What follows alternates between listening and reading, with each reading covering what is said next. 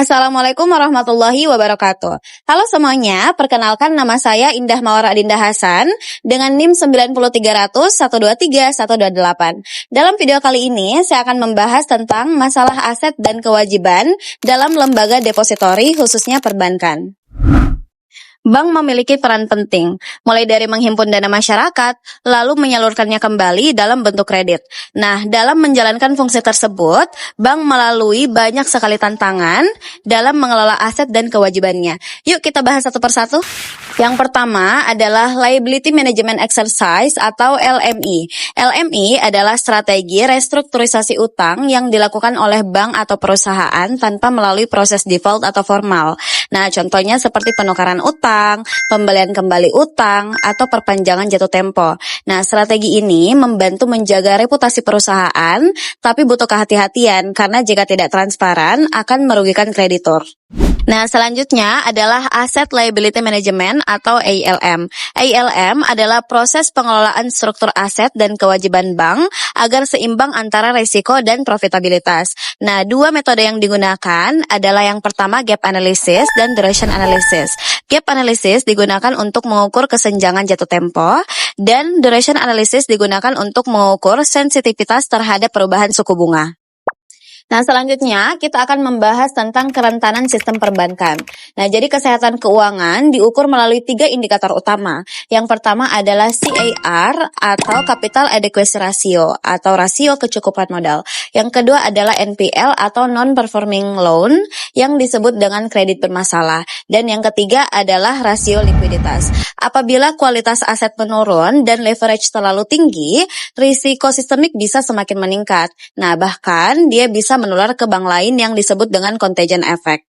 Kemudian ada risiko kredit. Risiko kredit muncul ketika debitur gagal memenuhi kewajibannya. Risiko kredit bisa dipicu oleh ketidakpastian ekonomi, kondisi politik, maupun masalah industri. Oleh karena itu, analisis kredit yang ketat sangat penting sebelum penyaluran dana. Lalu ada risiko likuiditas. Nah, risiko likuiditas muncul karena bank tidak mampu memenuhi kewajiban jangka pendeknya. Oleh karena itu, Basel III memperkenalkan 2 indikator. Yang pertama LCR untuk menjamin ketersediaan aset liquid jangka pendek dan NSFR untuk menjaga stabilitas pendanaan jangka panjang. Bank juga perlu mendiversifikasikan sumber dananya agar tidak bergantung pada satu sumber saja. Nah, selanjutnya ada risiko tingkat bunga. Perubahan suku bunga pasar bisa langsung memengaruhi nilai aset, kewajiban, dan pendapatan bunga bersih bank atau yang dikenal dengan NIM. Salah satu strategi pengelolaannya adalah imunisasi, yaitu mencocokkan durasi aset dan kewajiban sehingga dampak perubahan suku bunga bisa diminimalkan. Selanjutnya adalah mismatch kewajiban aset. Nah, ini terjadi karena bank menghimpun dana jangka pendek namun menyalurkannya dalam bentuk kredit jangka panjang. Ketidaksesuaian ini menyebabkan risiko likuiditas dan juga risiko suku bunga. Nah, oleh karena itu, bank menggunakan metode Maturity Gap Analysis guna menjaga keseimbangan struktur neraca. Selanjutnya adalah risiko nilai tukar. Fluktuasi kurs mata uang asing bisa memengaruhi nilai aset dan kewajiban bank yang memiliki exposure valuta asing. Nah, untuk mengelola ini, bank menggunakan instrumen nilai lindung atau hedging berupa kontrak forward, swap, dan membatasi posisi devisa neto. Berikutnya adalah kualitas aset dan NPL.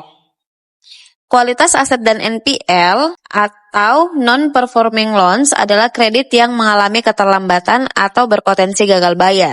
Semakin tinggi NPL, semakin besar pencadangan kerugian yang harus dibentuk bank, sehingga profitabilitas pun tertekan. Oleh karena itu, pemantauan portofolio kredit secara berkelanjutan sangatlah penting. Dan yang terakhir adalah transformasi digital. Digitalisasi perbankan seperti mobile banking dan juga integrasi dengan fintech memang membawa kemudahan bertransaksi dan juga efisiensi. Nah, namun di sisi lain juga menambah risiko baru, yaitu risiko cyber dan juga risiko operasional. Nah, adapun perubahan sikap nasabah dalam bertransaksi digital juga dapat memengaruhi stabilitas likuiditas perbankan.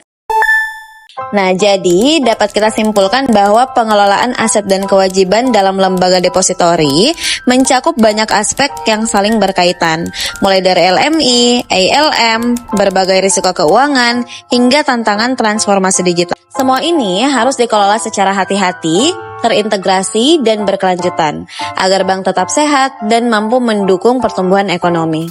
Semoga videoku bermanfaat. Wassalamualaikum warahmatullahi wabarakatuh.